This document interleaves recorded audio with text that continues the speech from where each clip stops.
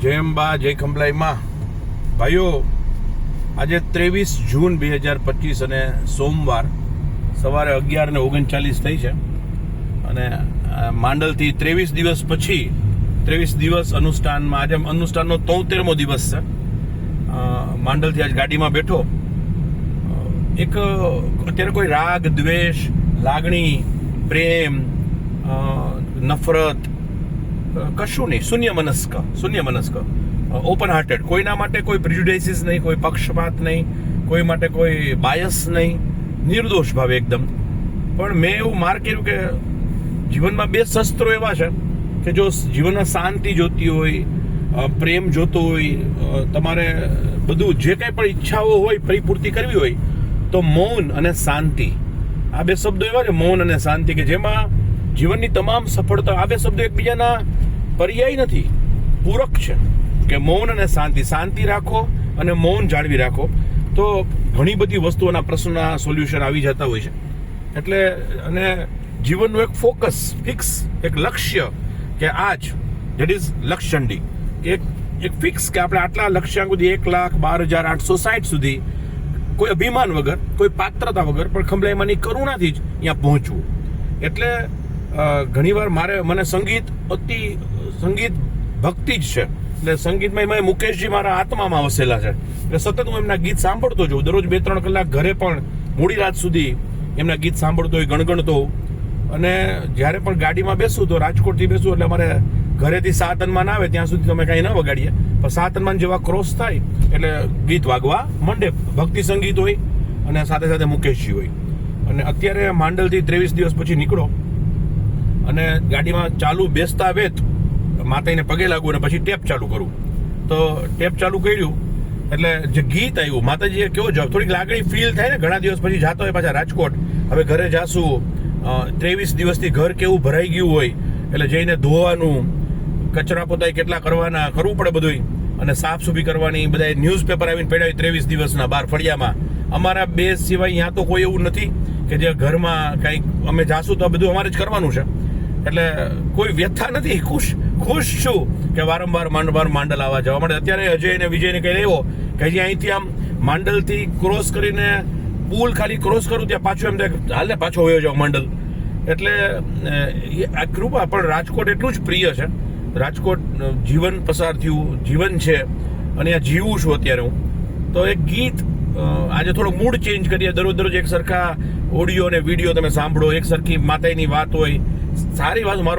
મારો ગમતો સબ્જેક્ટ એ છે. મારે એ માર્ગ ઉપર ખેડાણ કરવાનું છે, તો એ માર્ગ ઉપર હું ખેડાણ કરતો રહું છું. અને થાય એટલી માતાજી કરાવે છે. હું કરું ને, કરીએ એટલું કામ થાય તો જગદંબા જે કાંઈ પણ કરાવે છે.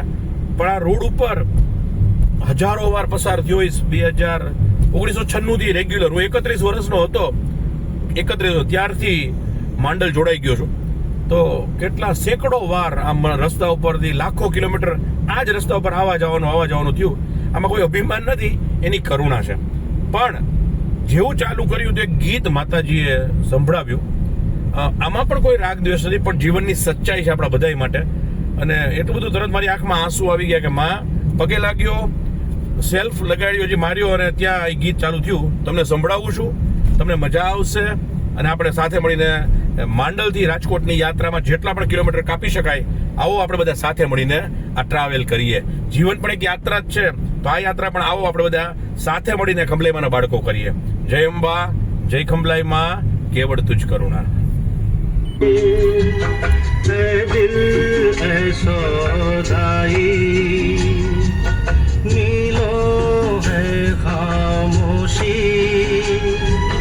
बरसों है तन्हाई, भूली दुनिया कभी की तुझे भी मुझे भी, फिर क्यों आँख भराई.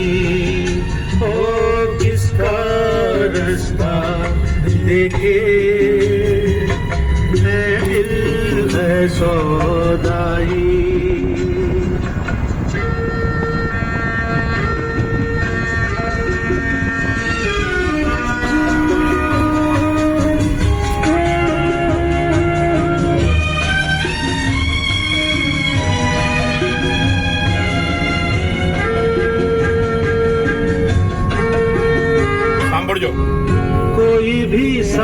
नहीं राहों में, कोई भी आएगा न बाहों में, तेरे लिए मेरे लिए कोई नहीं रोने वाला झूठा भी नाता नहीं चाहों में, हाय तू ही क्यों डूबा रहे आहों में, कोई किसी संग मरे ऐसा नहीं होने वाला,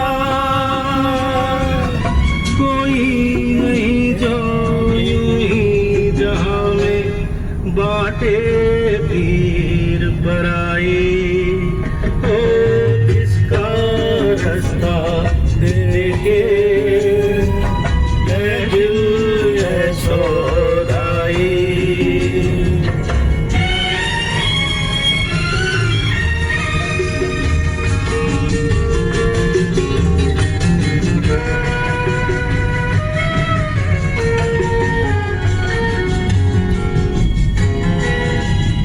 तुझे क्या बीती हुई रातों से, मुझे क्या खोई हुई बातों से, सेज नहीं चिता सही जो भी मिले सोना होगा,